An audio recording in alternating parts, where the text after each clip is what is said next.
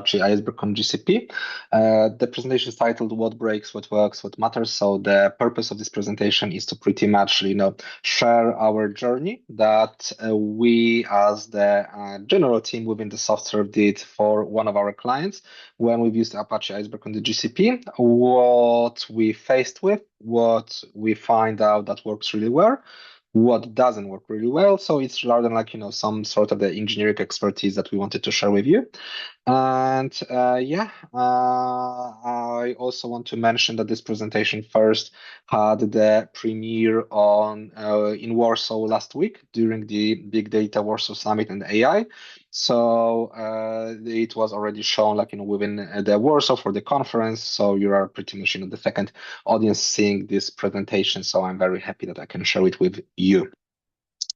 A little bit about myself. I didn't want to include it initially, but Ivana suggested that I should. So very quickly, I am a lead big data software engineering, and I am experienced, and I'm specializing in the Google environment, in the GCP environment. So I am with software for 5 years already, or 5+. In November, I will be 6 years within this organization. And I did some projects within my careers, varying from the cybersecurity scope of the work. Very recently, the migration one that I wanted to tell with you. Also, I have been working very heavily with the marketing data and the sales-oriented data. And building few frameworks, few core solutions for the clients. So yeah, this is a little bit about me privately. I am a passionate darts player. Because of this background, you can't see the dartboard behind my back. I do love to play darts, and I am a little bit of a powerlifting enthusiast. Nothing serious, just enthusiasm. But that's not very important. We are here because of this. So very quickly, I want to tell you what is Apache Iceberg in case you are not aware of the solution. And then, just as the title suggested, what breaks, what works, and what matters. So just before I move, I want to do the context. So we, as the software, we have been working with our client for a very, very large migration from the AWS environment to the GCP, together with DevOps involvement from our side and I have been a lead for one stream of the data. There were two other leads next to me. This slide is focusing only on the part that I have been mostly working for and responsible, and the migration scale for the migration day. We've executed this within the 4-hour time window because this is the SLA which our client was able to accept. We have migrated the environment from the AWS, including the Redshift data warehouse, plenty of the files from the S3, to the BigQuery production with the BigQuery managed tables on the GCS, and also plenty of GCS buckets. We have migrated 1.46 trillions of raw, 300 terabytes of the data transferred, 339 core tables we've rebuilt from the AWS Redshift to the GCP, and also 5.1 million files moved cross-cloud, all within the 4-hour time window. Generally speaking, the project lasted for a couple of months, and with the core of the work was actually focused around the migration of the Airflow DAX from the AWS-oriented frameworks like Boto, Free, and similar to the GCP-oriented frameworks and plenty of other patches, workarounds, and so on. And if somebody's using or looking, because I know it's very frequent where the AI has been used, so we've used AI heavily to do this orchestration bit of the work. So in order to transform and translate all of these DAX with the wonderful team from software that I had the pleasure to lead with. So we have been around 14 people in the general. But yeah, this is how we have this experience in the very, very first place. Then very quickly to what is Apache Iceberg. So plenty of people do mistake Apache Iceberg as this is the database, or they actually correctly connect the Apache Iceberg the AWS tier for storage. But Apache Iceberg is not it's just a format. So it has been invented by Netflix, if I remember correctly, around 2017, and sometime later, I think around 1 year later, it has been donated to the Apache Software Foundation. And the Apache Iceberg in itself, the purpose of it is to give like the native Parquet or any other data files a capability to be state aware. So Iceberg is just composed of a number of files between themselves. So you have the native data files, usually in the Parquet file format. Then you just add the manifest file on top of them, usually in the Avro format, which just take the state of these rows have been added, these rows have been deleted, and so other stuff. As soon as you start to, as soon as the number of manifest files and the data files start to grow over time, you need to actually have something that will just manage all these manifest files. So you just create something called manifest lists. Then you also have something like a metadata file on top of it. And then the most important Iceberg catalog. When it comes to the GCP, this Iceberg catalog and also this Iceberg catalog is located actually within the native BigQuery storage. So it's not exposed uh, initially for the end users, like in the GCS. You need to extract these elements, from the BigQuery to the S3, so everything will be available. You can use the GCP in in two manners, the big lake as fully open and all of these files being treated as the open lake house, or you can use the Apache Iceberg managed over the GCP through the BigQuery, which is taking care of some of these elements for you, which can simplify some elements of the workflow for you. Why people just choose Apache Iceberg, and also one it has been as selection of choice for one of the clients, is because it's the open source format, so you can avoid the vendor locking and you can just grab your data anytime and leave. But I will just tell a little bit more about this one in the future. This is just for you to be aware about the structure of the Apache Iceberg, like a very, very handy tool. It just keeps tracks of all of the transaction over the files, so you can easily roll back and do the stuff over it. Now, I want to tell about what breaks in the Apache Iceberg. So, there is a very, very fruity documentation about the Apache Iceberg available in the GCP, but, the hands-on experience proved that there are plenty of limitations to this solution that you need to anticipate and encounter for.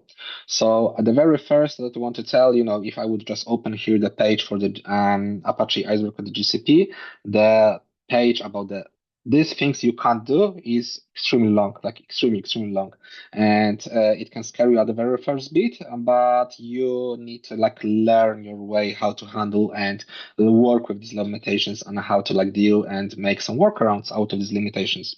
Very first one that we very quickly find our way that starts to bite us. So the very typical table level operations rename, clone, copy, snapshots over the BigQuery table, BigQuery, Apache, BigLake, Apache Iceberg tables are not supported. And we've found that when we're translating the code from the Postgres, that in many of the cases, such operations were created over there. As a workaround for this one, we just used the Terraform very heavily within this project. So anytime we had to create a clone of the table or a twin table for the one that has been originally, we just use the Terraform in order to provision this table with the location very, very quickly. There is one more thing that it's not here, but also we have found out that the grant statements, the typical the data control language, grant access to this account, they are also not yet supported. It's not listed in the documentation. There is no mention about this one, but we just found out the hard way. But this is also something that you will need to be aware that we just had to get some workarounds about the grant statements as well. Another workaround is that the big numeric interval JSON range in geography data types are not supported, and some of them are not supported yet. Some of them will definitely not be supported in general for this solution. And for some of them, for some of these workarounds, because we faced these issues, we had to use the external table, the big external tables of the files that we had within the GCS bucket, and we just didn't try to create native BigQuery tables over them. Apache Iceberg query tables over them. So one of the solution is go for the native BigQuery tables or just do the external tables. In our case, we just use the external BigQuery tables. There is a very nice one fun fact that came from the stream that was running in parallel to us. The big numeric limitation within this solution has not been mentioned in the Google documentation that this is a limitation, but the team has been working with the solution and they just found out that they start to have the loss of the precision. So I think it happened, that when they've been migrate for like double precision in the Redshift to the big numeric, we started to like lose some digits, and it was not acceptable. After some consultation, and from the second stream with the Google said like, yeah, you're right, it doesn't work. So what they did, they added this as a limitation. So software definitely has something like some input to the documentation for the Google. That's for sure.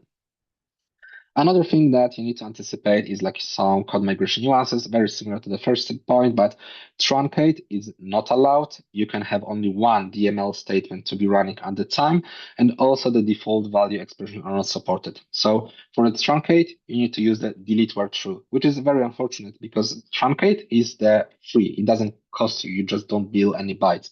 Whereas for the delete where true, you are billed for this solution. So you are effectively paying for the delete operation, but for now, this operation is not yet supported. So we need to deal with it like that. For the DML queuing, the one thing that you may do, if you are just trying to do, a lot of the updates over time, try to combine as many of them as you can during the one transaction, like one big query, instead of like having a number of small ones. So you will see like the performance degradation when you just like try to do plenty of small updates, try to like combine them within the one statement. Also do the coalesce with the subquery to do the default value. So one of the engineers from our side, highly recommended if you can hear me, that he did develop a workaround solution which selected the maximum value at the given point of the query and use the coalesce to patch it around and just like mimic the default value because the default values expression are just not yet supported in BigQuery. BigQuery Iceberg tables over them. And the last one, I think it's very, very big, but there is some light on the end of the tunnel that it may change. So the native partitioning for the Apache Iceberg is not yet supported. So you can't benefit for the partition by columns over the Apache Iceberg tables. Yes, there is a currently solution in the preview that is allowing to start working with this solution over the date-oriented columns, only the date-oriented columns. So you can't do like the integers just yet. It looks quite nice, but it's not in the general availability. So you can't just offer something for the client, if it's not production grade ready.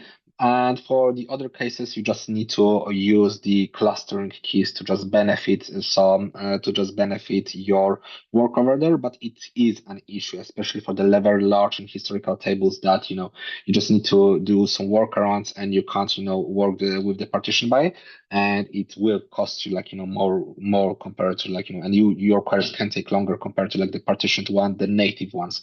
So you need to anticipate this for now, and this is actually a quite big limitation that you need to be aware of.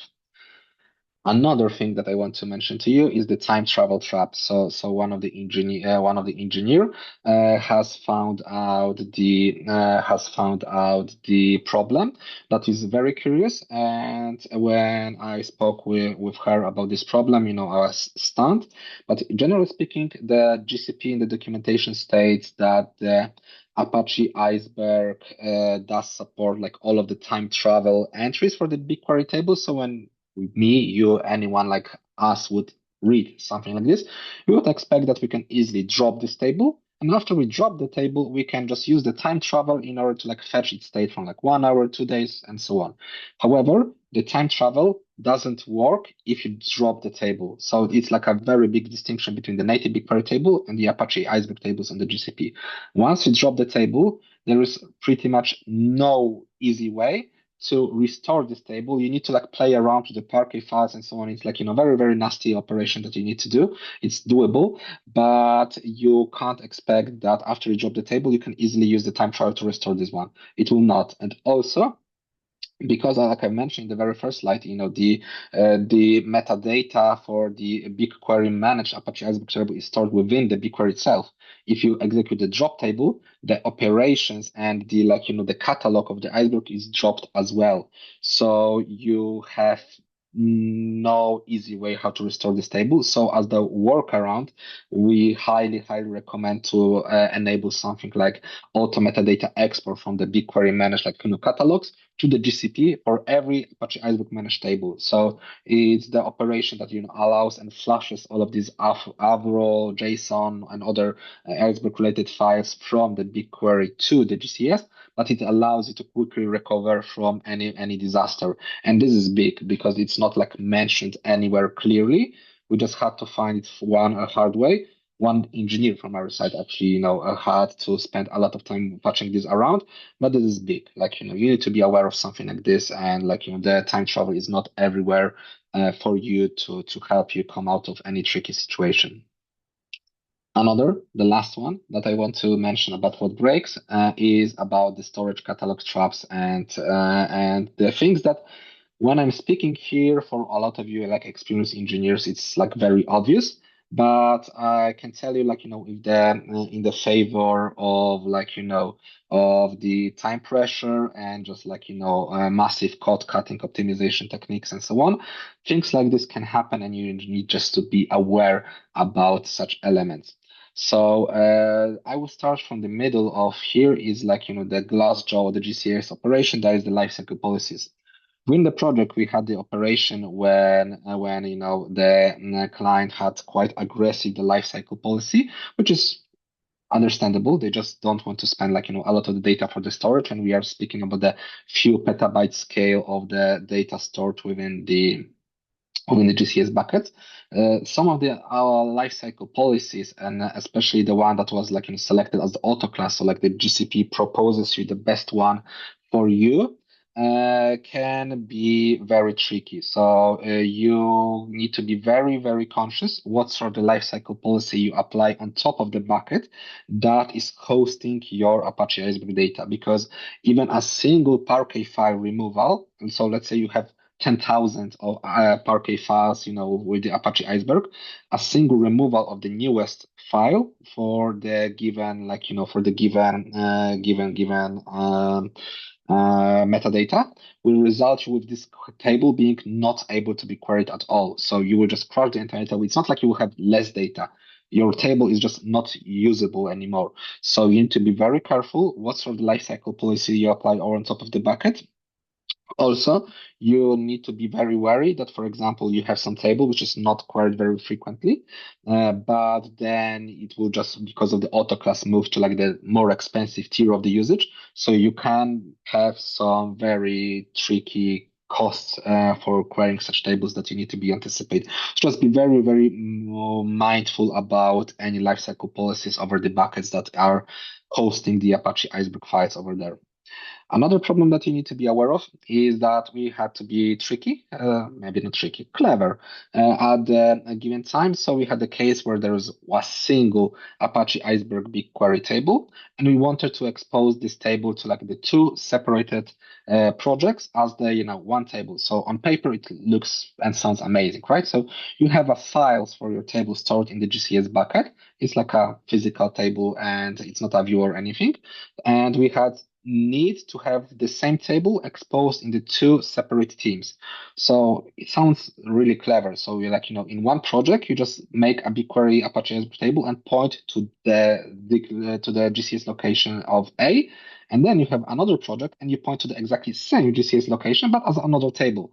And so on the paper, it sounds very well. You have a single storage and two native tables, but there is a limitation on the BigQuery API level, which is good limitation, that you can't have the multiple tables from the separate projects, or even within the same project pointing to the same GCS location. So the pairing must be very strict. So one Apache Iceberg table needs to be followed with a single GCS path over there. So you can't go it around like that. And being And the reason of that, you can have easily like some metadata conflict on top of it. So that's why it's like, created in a way like that. So just like, don't try to cut the corners or just, be optimizing things where they like, they are just not supporting something like this. So in our case, we just ended up with the views, but something that you need to be aware of.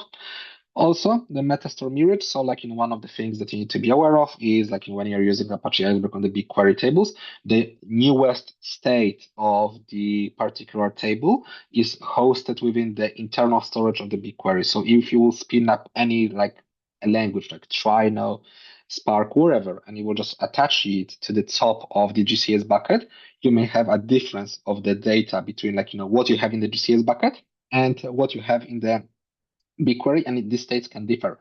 So you need to be sure that any time you attach something on top of the GCS bucket in order to read the data, you need to be sure that you flush all of the metadata from the BigQuery to the GCS before doing this operation, and also like try to guarantee that there is nothing in between this few. So that was about the part that what breaks. But actually we just don't do only things that breaks. We also do the things that works. And on this stage, I just want to mention like what works within this solution. So very first thing that I wanted to touch about is like something that was a surprise to me, something that I anticipated could be a bottleneck for us, but it became not to be one. So I was personally very worried that when we will have like a petabyte scale migration and everything will go over the GCS, through the BigQuery, yes, but through the GCS, that we will very quickly exhaust the storage API. We'll have a problem with like, plenty of small files. The things will just become unmanageable.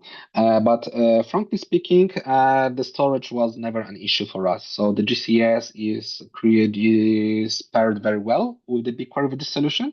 And we never had a single instance when we saw something, on the GCS side being a problem. So, the petabyte scale migration, this, few trillion rows migration for hours, everything worked flawlessly. So we had 10,000 BigQuery slots allocated within our projects, and the BigQuery storage, sorry, the GCS storage, like easily handled with such a case, and there was no issue with them. Also, one thing that you can achieve by running the BigQuery Manage Apache Iceberg table, or like in general over here, is that it allows you to have the true storage and the queue compute separation. So usually when you just use the native BigQuery table, you of course like you are having the same place where you store the data. You also have the compute. With this solution, you can have it's like not true for the Apache Iceberg per se. It's like for the concept of the big lake itself, but the Iceberg allows you to have this one handled very, very easy. So you can have the project dedicated just for the storage, where you host your Apache Iceberg data. Yes, you can have like the BigQuery over there being also on the compute, but for as long as you flush your metadata, it's not like a big deal, and you can have a compute being completely separated in a completely different project, or even like outside of the GCP. So this setup allows you to achieve something like this. And one of the things that has been a decision maker in like why we've actually made one of this is that the Apache Iceberg, and it's like a good thing that a lot of the cloud vendors and GCP being one of them allows to support like open format of the data. So because our client has been migrating from the AWS to the GCP, they know that it's a quite big thing to do. They know that there are many parts involved. There is like a lot of things that needs to be done. So they just want to be vendor independent. So the Apache Iceberg, because it's open format, allows you to have this one. So I have personally executed some very tiny POC myself, like how then migration out of the GCP with the Apache Iceberg would look like to any other cloud vendor. And it's like three-step work. So first, you just execute the metadata sync to the GCS. You grab all of the files, all of your warehouse that you have within the GCS, like, and you move it anywhere else that you want to go, Azure, back AWS, Databricks, wherever. And then you simply like, register a brand new catalog over your files that you've copied, and that's it. So you can just migrate your whole data warehouse very quickly without paying anything else that the network egress cost out of your data that you just, expose somewhere else, and like no need for compute, no need for like, queries, no need for everything. So it makes like a true vendor independence scenario really, really easy. And this is one of the things that, just makes the companies, consider this solution in the very, very first place. Another thing, if somebody's, I don't know, not a big fan of the BigQuery, or like, they just think the slots are too expensive, or for any reasons, they just have too much data to process within the BigQuery and they just don't want to like, just increase the number of slots. Such setup allows you to just, connect any ETL engine like Dataproc, Trino.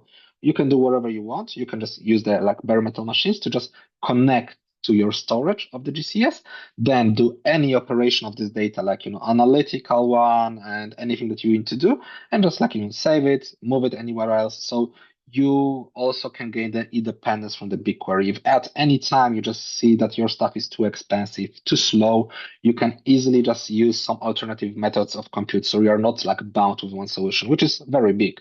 I think this is also something that a lot of people do not realize, but you are gaining even more independence when you start to run setup like this, which is big. Like, anyone wants to like, have many options to like achieve the same scenario. You're just not locked within one solution.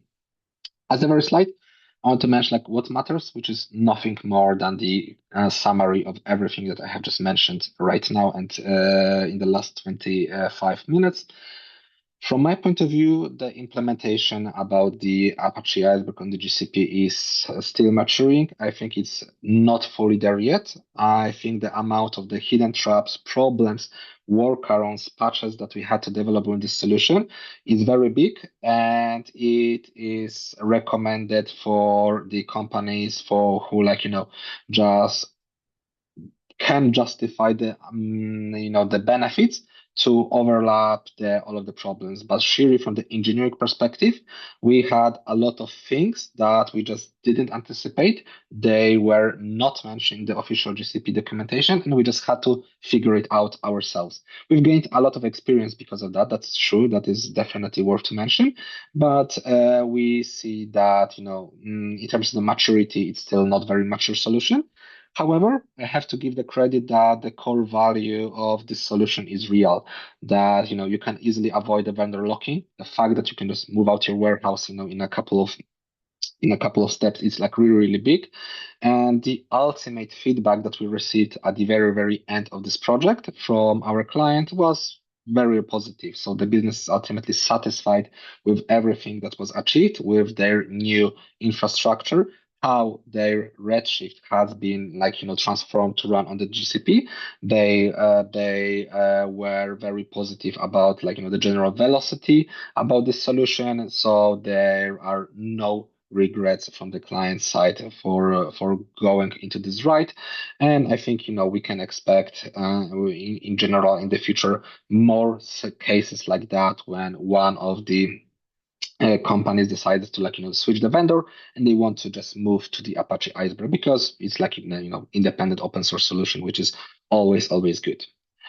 And that is really it from my side. Apologies for this bon appetit. Like I mentioned, still you can have bon appetit. It's just like, it was shown in the Warsaw. So right after my presentation, there was a lunchtime. But if you want to have lunch after this one, still bon appetit for you. Like, it's still valid. So yeah, I'm open for any question, anything that you would like to know about this solution. I'm happy to hear you out.